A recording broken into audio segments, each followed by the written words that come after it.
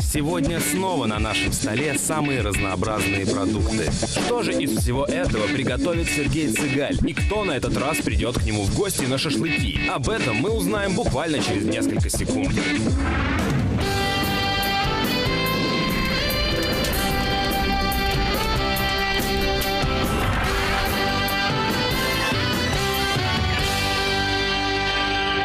Одев из пламени наряд, купаясь в ароматах дыма, к себе приковывая взгляд, как Колизей величия Рима, горели угли в тишине, теплом слегка шашлык лаская.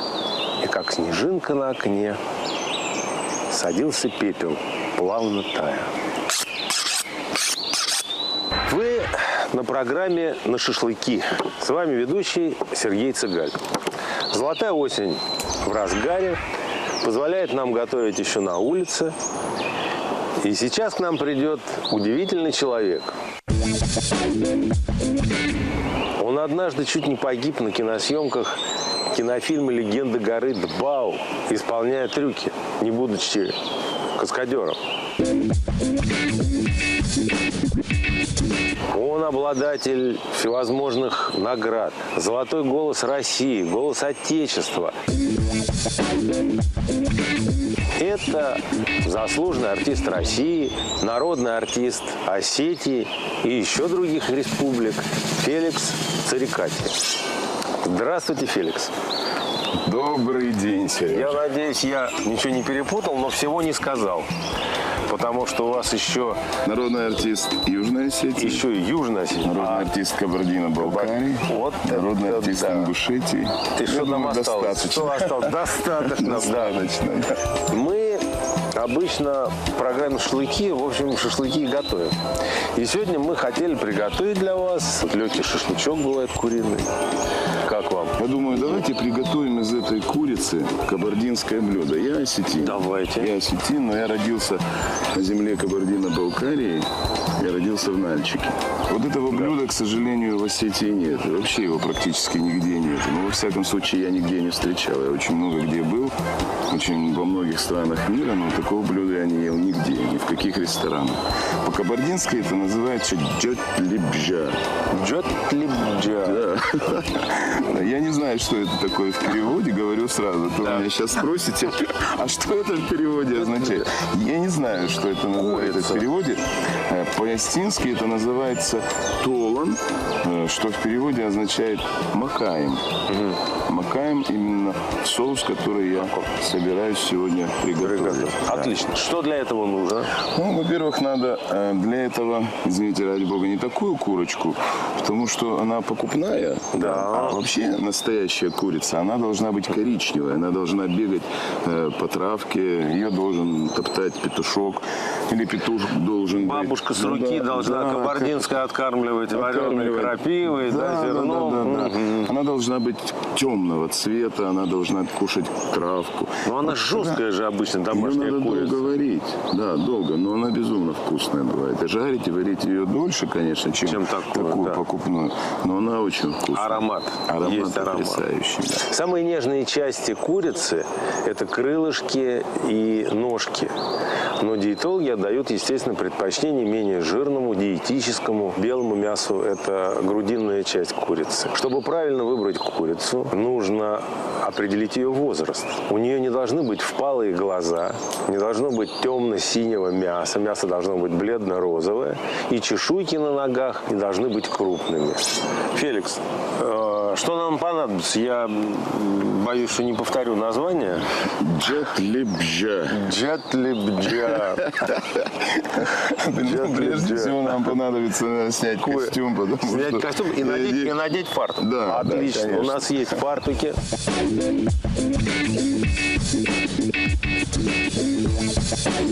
Так как я сегодня повар, можно я вас немного расслаблю, расскажу вам анекдот. Давайте.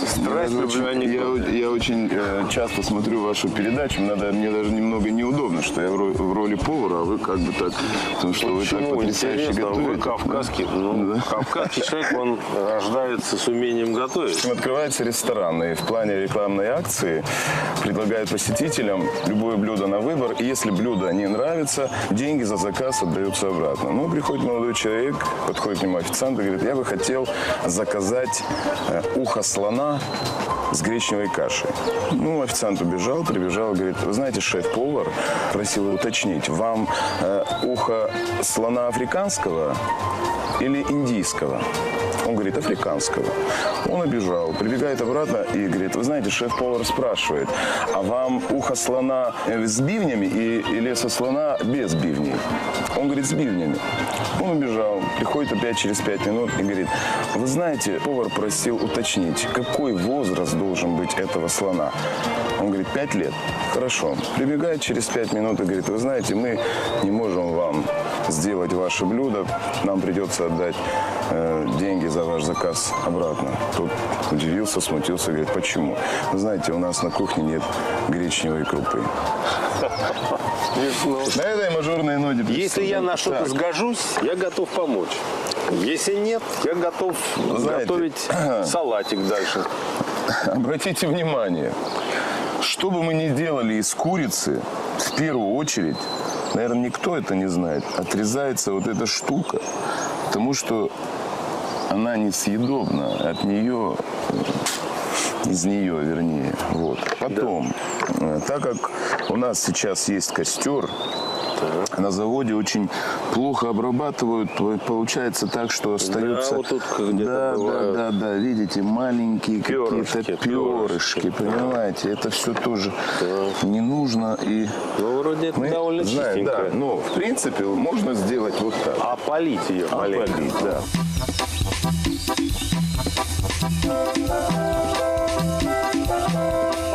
Куриное мясо вообще рекомендуется людям после 40. А в нем мало углеводов. Жиры находятся только в шкурке.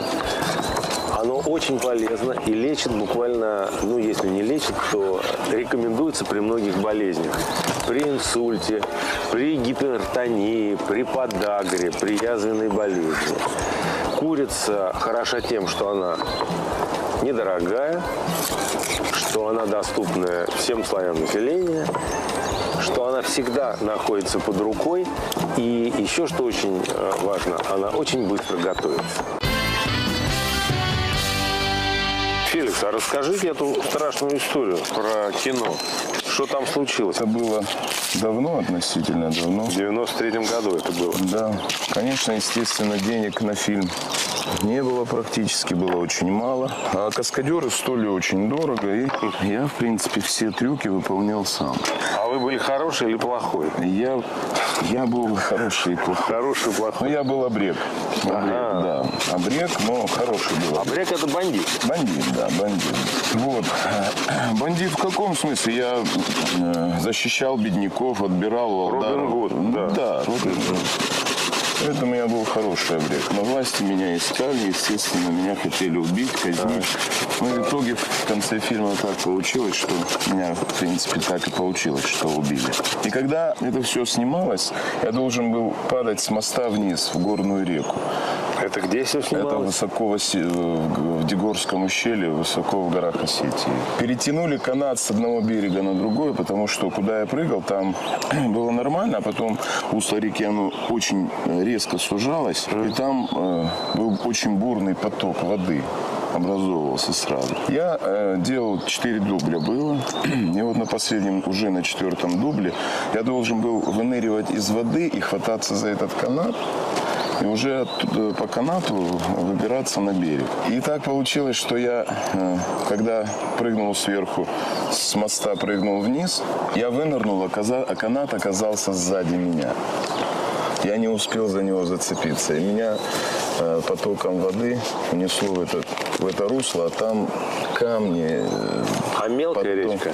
Нет, ну как мелкая? Нет, конечно. Горная река Орсдон, белая. Бывает вода. мелкие, Орсдон. Нет, это горная, глубокая, да, серьезно. глубокая, хорошая. Ой, и как же? Ну, слава богу, я физически всегда чувствовал себя нормально. Я занимался спортом, и поэтому, слава богу, мне удалось выкарабкаться. Самому, да? Самому. Да, я выкарабкался с трудом. Побился, синяки Побился, синяки, шишки, ссадины. Но меня вот так мотало везде. Ну и вышел, вылез из воды. Все были в шоке. режиссер, вся съемочная группа. Причем это уже был октябрь месяц. Была безумно холодная вода, горная. Она и летом-то холодная. Она и летом-то холодная. Меня после каждого дубля натирали водкой, а вовнутрь предлагали. Предлагали. Конечно. Ну, страшная история. Но вы знаете, я все лето готовился к этим трюкам, потому что именно трюки в воде, их было очень много. И поэтому я каждое утро бежал, и каждое утро я только просыпался, я бежал на речку, ополаскивался в этой ледяной воде. А на связке никак? Нет? Голос не пропал после этого? Нет? Укрепился? Да. Только укрепился. Ой. Так, на что я еще сгожусь? Страшная история. Ну, уже все, наверное. Так, вот смотрите, сколько у нас. Да, много лука получилось лука, да. Вот это очень здорово. В принципе, мы могли уже закинуть нашу курочку.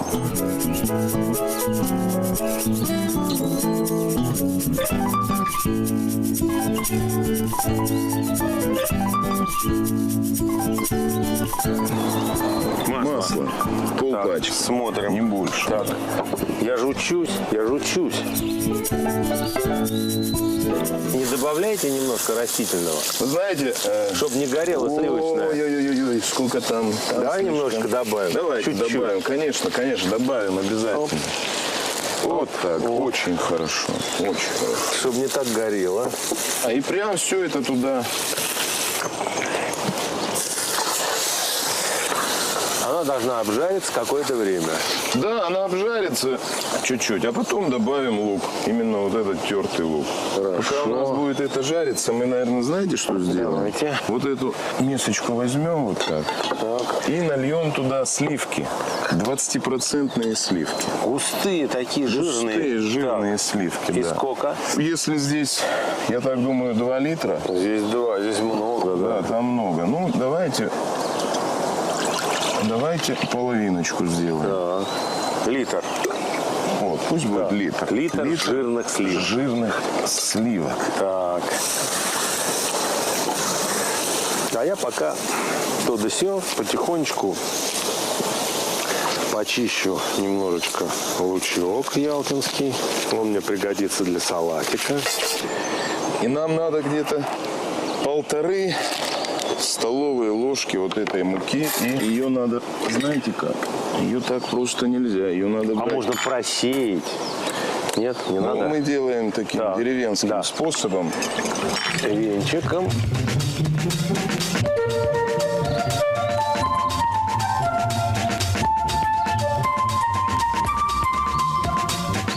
Вот у нас уже курица чуть-чуть поджарилась. Теперь выливаем туда вот этот вот лучок. Натертый на терочке. Натертый на терочке лучок. Ялтинский лук не всегда бывает ялтинским. Очень часто подсовывают под его видом лук, который не съедается, как яблоко, не сладкий, а совсем-совсем другой. Хотя по виду такой. Он должен быть очень-очень плоский и выращен в Ялте. Там у них есть какая-то балка, золотая, что ли. Вот у них там он растится. А его растят по всему Крыму и, по-моему, даже в Турции. И везде называют ялтинским луком. И он по виду такой же, но бывает, что ест глаза. И даже бывает очень горьким. Надеемся, что мы не ошиблись. Для салата нам понадобятся каперсы. Каперсы я всегда использую только свои, выращенные в Коктебеле. Кстати, вы в курсе дела, да, каперсы, что такое? Знаете, я даже не знаю. Это бутончики цветка. Вот это, если разорвать, то там увидишь такие зародыши цветков и тычинки. Вот они. Это дело собирается и засаливается, а потом используется в солянках. Век живи, век учи. Да? Каперсы – это удивительная пряность. Мало того, что она богата белками, клетчаткой, витамином С, она еще очень полезна при высоком артериальном давлении. Она снижает давление. Каперсы особенно полезны для женщин, потому что они делают волосы блестящими и защищают кожу от загара. А кроме того, каперсы нормализуют работу щитовидной железы, потому что в них много йода. А здесь просто сливки или что-то еще? Здесь просто сливки, но... Перчить не надо, потом чешить будем. Не-не-не, это мы потом сделаем. Я просто туда еще чуть-чуть Так. добавил же этого самого. Да. чтобы она полная была. И Здесь соль. Нет, соли нет, здесь только мука. Вы солили курицу? Солить надо курицу. Я еще не солил ее, сейчас я пойду ее солить. Давайте.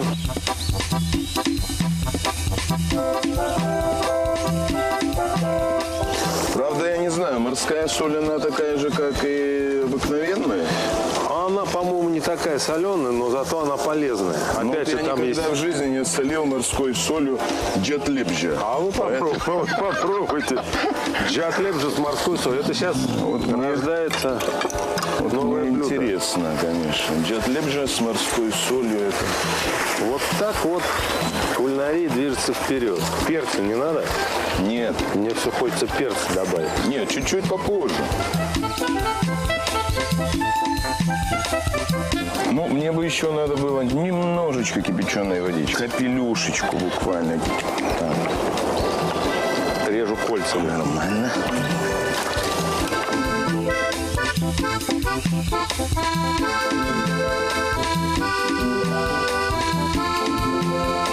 Полукольцами, я думаю, мы нарежем как можно тоньше ялтинский лучок.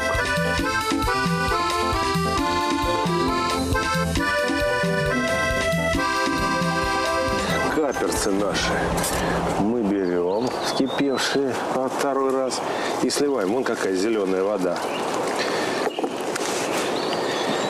Это такая горчинка. Все сюда. Затем пахучее подсолнечное масло, Феликс. Сюда, так щедро. И немножко... каперсы продаются на рынке где-то? Каперсы продаются на рынке. Я немножко соли возьму, хотя они достаточно соленые, можно и так чуть-чуть. И наша волшебная мельничка у нас есть. Здесь смесь. Красота. Она регулируется, можно покрупнее, Красота. можно помельче. А теперь мы берем вот так вот и все это перемешиваем. И такой простой, кондовый, деревенский, но очень вкусный салат. Ну что, может мы зальем Да, содержимое да. Давайте. Я не знаю. сосуда? Я не знаю, я первый раз вижу. Я только помню, не вари козленка в молоке матери его. А тут происходит обратное. Сейчас это дело у нас вскипит. Я думаю, все будет очень вкусно. Чеснок в последнюю минуту, да? Да, чеснок уже добавляем, когда уже вот это все дело вскипит. Скажите. Спойте нам песню. Раз уж мы делаем кавказское блюдо, может, что-нибудь из народного? Конечно, кавказскую, ну конечно. Песня гор. На остинском языке, остинском кстати, языке. из того же кинофильма, в котором я снимался. Вот «Легенда». это легенда Гаранбал, да. Бал. Ой, яма, Ардинара тикада моя лхоты гамахта. Ой, кадам, адам, елхоты гамахта. Ох, ема бон, ой, да то хама, шаутох мелене кота, шаутох, ой, ой, яма, манан жагама кады жарат чиникана. Ой, манан жагма кады жарак чиникана да. Ох, ема бон, ой, да то хама, шаутох мелене кота,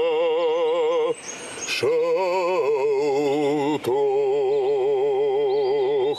Эй! Про что пел Обрех? О несчастной любви. О несчастной любви? Да. И вот он сидит и поет, как ему плохо, как ему сложно, что он потерял все, он изгой, у него нет любимой.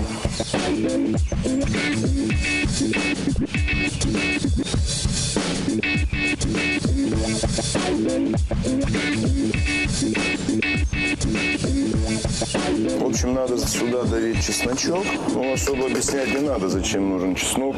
Он будет вкусней. Каждый чеснок бывает по-своему острый, по-своему, да. И поэтому надо пробовать. Я сейчас попробую. Да. Если может быть, чеснока не будет хватать, то я, в принципе, еще добавлю.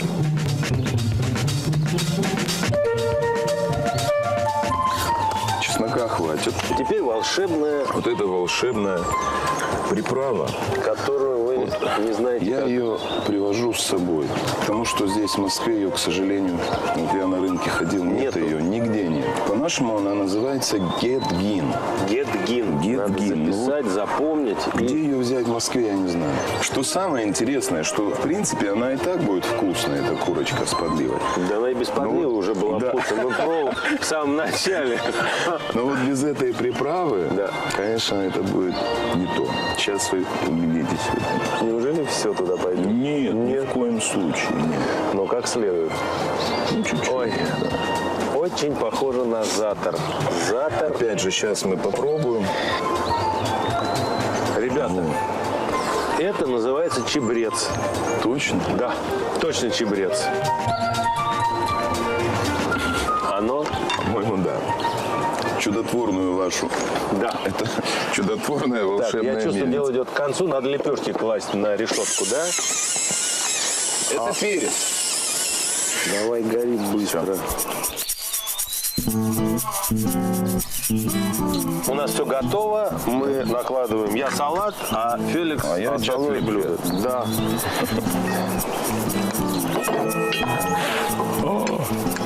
Какую часть тела вы любите больше в курочке? Бедро. Не только в курочке.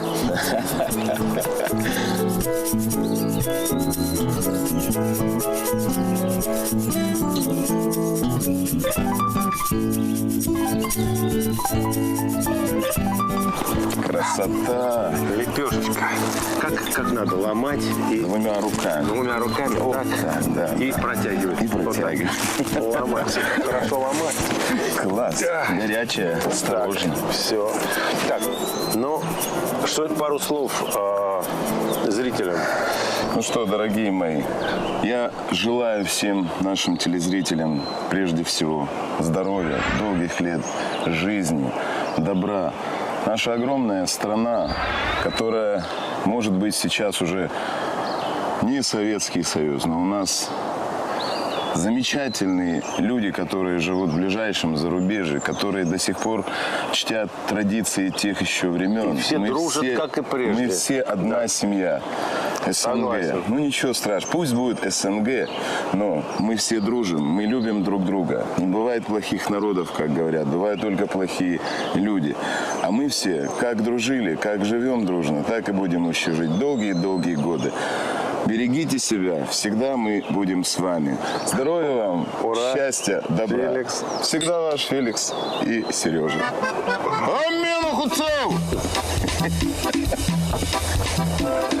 Это что было? Это была арака. Да. Нет. Осетинская. А вот этот возглас. А возглас это «Дай Бог», чтобы Бог услышал. Ну что, надо сначала вот это попробовать. Да, Салатик вроде как. Конечно. Вы попробовали каперс. Не пересолил ли я? Какая прелесть, да? А как просто. Вот такие горько-соленые штучки такие. В это надо окунать. Знаете, почему называется это блюдо в переводе с осетинского «толан» – это значит «макаем». Макаем. Да. Здесь, когда я готовлю это блюдо в Москве, почему-то всегда просят ложку, потому что как бы принято подливу есть ложкой. Но дома это естся именно вот. Вот так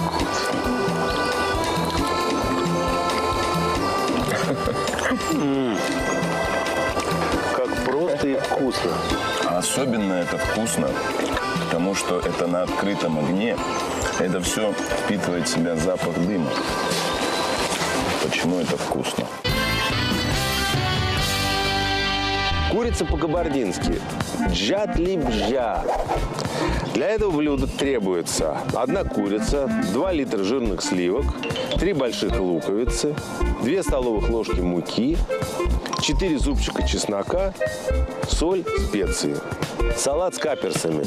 Каперсы 100 грамм, ялтинский лук 2 штуки, полкилограмма отварного картофеля, ароматное подсолнечное масло, соль, перец. Мы благодарим Феликса. Спасибо вам большое, что пришли к нам и научили новому блюду, которое называется по-кабардино-балкарски батлижа. Нет. Нет. Во-первых, не по-кабардино-балкарски, по-кабардински. По-кабардински. Джатлибжа. Джатлибжа, что на русский переводится как макалка. Встретимся через неделю на программе «На шашлыки». Всего вам доброго.